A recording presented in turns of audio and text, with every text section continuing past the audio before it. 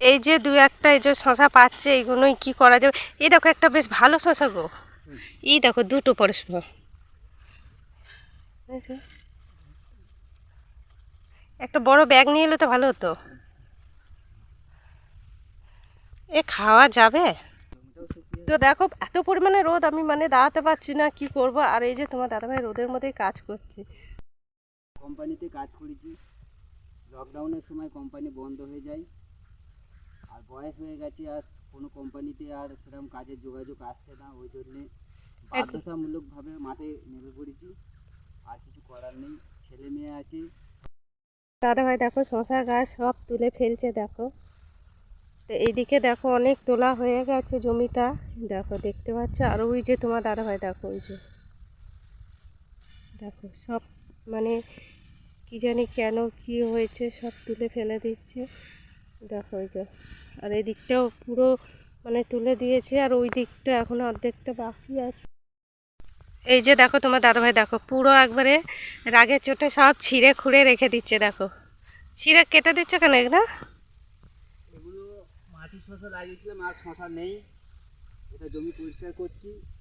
আবার এই এই এই জমিতেই আবার শশা লাগাবো, মাছের শশা।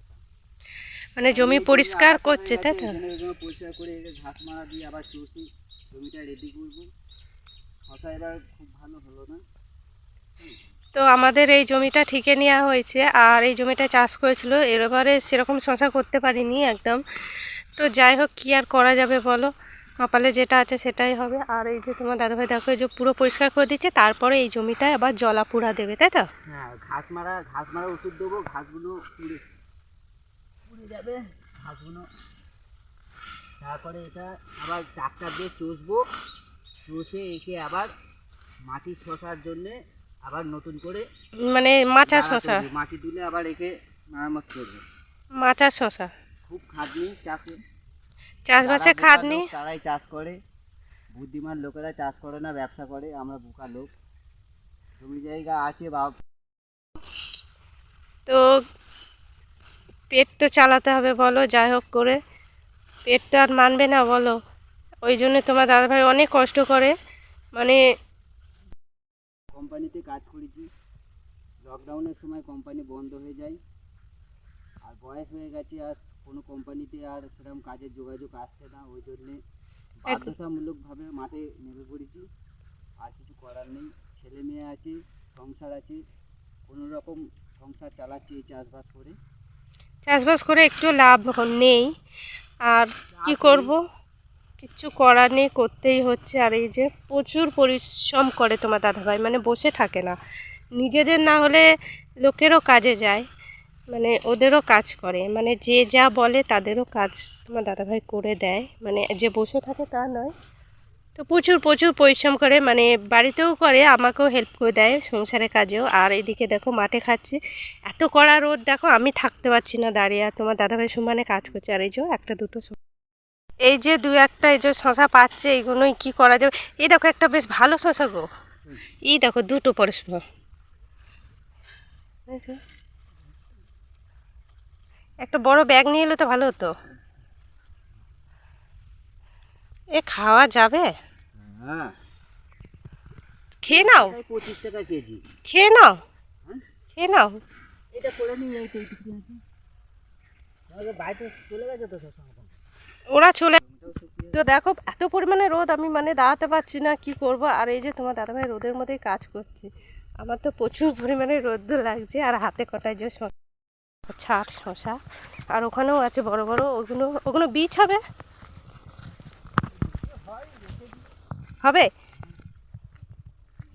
এই মান্তুর মাকে বলতে হবে যে দেখো অনেক শশা আছে মাঠে জমিতে, নিয়ে চলে এসে জমি করেছি, তাদেরকে গিয়ে একবার বলবো যে ওদের তো গরু আছে, এবার ওই শশাগুলো যদি নিয়ে যায় না, গরুতে অনেক মানে খাবে আর কি।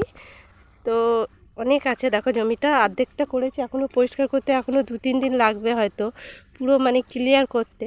তারপরে আবার তো মাচা শশার জন্য আবার রেডি করবে। তোমার দাদাভাই এখন ভাত খেয়ে নেবে, মাঠে ভাত এনেছি, তারপর আমি বাড়ি চলে যাব। বাড়িতে আমার প্রচুর কাজের চাপ, এমনিতে বেলা করে কাজও করছি। দেখো তোমার দাদাভাই মানে শশা এই যে এইগুলো বীজ হবে কি ঠিক জানি না, এখনও পাকেনি ভালো ভালো, ঠিক আছে। এইগুলো এই যে বীজ হবে এরকমই, আর নেই ভেতর,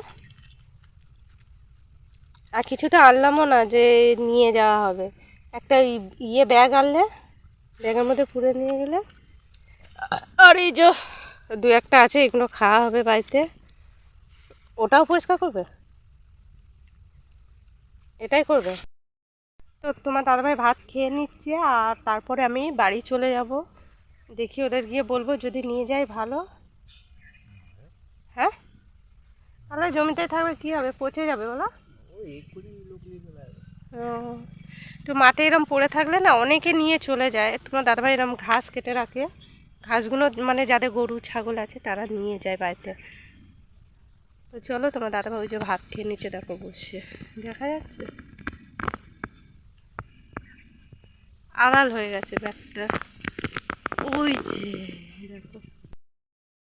যখন ওই জলাপোড়া দেবে বেশ ভালোভাবে ইয়ে হবে। জলাপোড়া দেবে তো ক্ষতি হবে।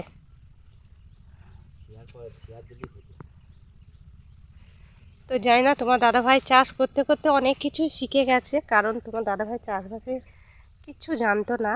যবে থেকে আমাদের এই যে লকডাউনটা হলো, তোমার দাদাভাই মাঠে পুরো নেমে পড়েছিল, মানে সপ্তাহে 2 দিন কি 3 দিন করে অফিসে যেত, আর বাকি টাইমটা মানে মাঠেই খাটতো। কারণ হচ্ছে 2 দিন 3 দিন বসে থেকেই বা কী করবে, সংসারটাই বা কীভাবে চলবে। তাই তোমার দাদাভাই মাঠে কাজ করতে করতে অনেকটাই মাঠে কাজ শিখে গেছে, চাষবাসটা অনেকটাই করতে পারে। মানে আবার তোমার দাদাভাইয়ের ভাইয়ের থেকে অনেকে বলে কি দেবো জমিতে দিলে ভালো হয়, এ হয়, মানে যেটা সম্ভব ও দিয়েছে সেটা বলে আর কি। তো যাই হোক, এইভাবেই চলে যাচ্ছে, কেটে যাচ্ছে। আর এই যে গাছগুলো কেটে পরিষ্কার করে আবার নেক্সট যখন গাছ বসাবো তোমাদের সঙ্গে অবশ্যই শেয়ার করবো। এরপর মাচা শশাটা হবে, মাচা দেওয়া। আর এদিকে দেখতে পাচ্ছি একজনাকার যে লাউ গাছ আছে, এইখানটা একটা মাচা ছিল, আর এই যে ঝড়ে পড়ে গেছে দেখো। মানে যারা যারা চাষ করে এমন কিছু লাভ হয় না, বেশিরভাগ ক্ষতিই হয়। এই ঝড়ে, বৃষ্টি, জল, ঝড়, এইভাবে ক্ষতি হয় মানুষের কত জানো চাষবাসে। তো যাই হোক, চলো এরপর